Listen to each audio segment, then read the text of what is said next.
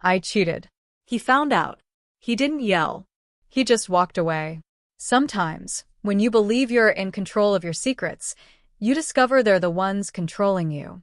This story is about how lies and betrayal can spiral into something far more destructive than you ever imagined. When Daniel walked out, there was no shouting, no door slamming, no dramatic confrontation, just silence.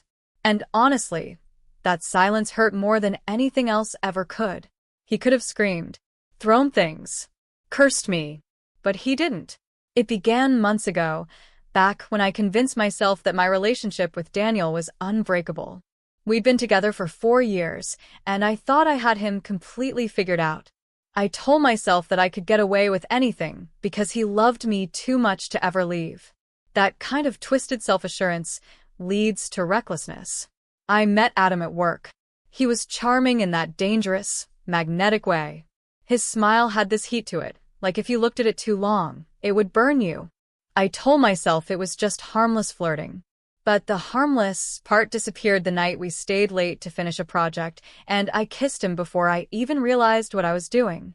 That one kiss turned into something much worse. And just like that, I was no longer the person I thought I was. At first, I tried to bury it. I told myself it was a mistake, a moment of weakness, something I could hide away in a dark corner of my mind and forget. But Adam wouldn't let it go. He thrived on the risk, the secrecy. He started texting me during dinner with Daniel, sending messages that made my heart pound, not just with excitement, but with guilt. And I would smile at my phone, pretending it was something innocent. It never was. The worst part? Daniel trusted me with everything. He was the kind of man who would hold my face in his hands and tell me I was his whole world.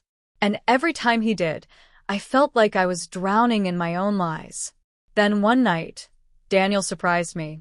He cooked dinner, set the table with candles, looked at me like I was everything he had ever wanted in life. And all I could think about was the fact that I'd been with Adam just 2 days earlier. I remember sitting there, fork halfway to my mouth, thinking, how did I become this person? The breaking point came a few weeks later.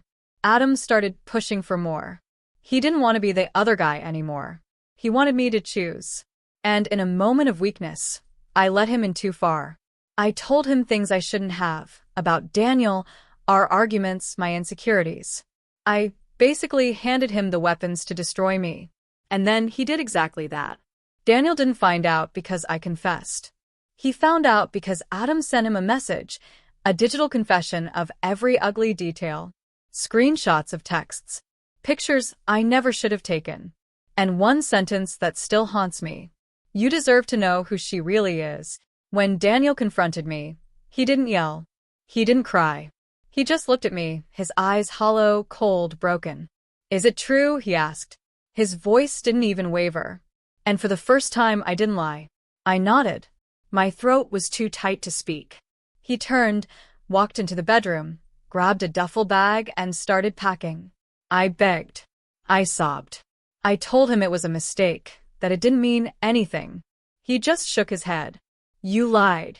You cheated. And now there's nothing left to say. And then he left. The silence after that was unbearable. I sat on the floor, surrounded by the remains of the life I had just destroyed. The apartment felt like a tomb. Every photo, every blanket, every piece of furniture we had picked out together whispered back at me, you did this. For days, I couldn't eat. I couldn't sleep. I replayed everything, every lie, every kiss, every excuse I made to justify it. And the worst part? I had no one to blame but myself.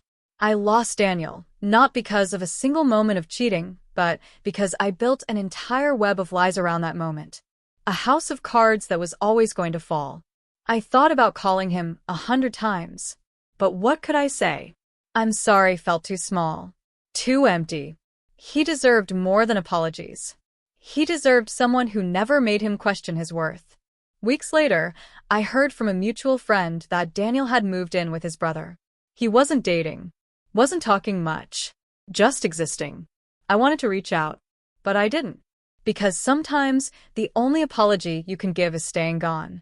The thing about cheating is, it's never just about the act. It's about every lie that follows.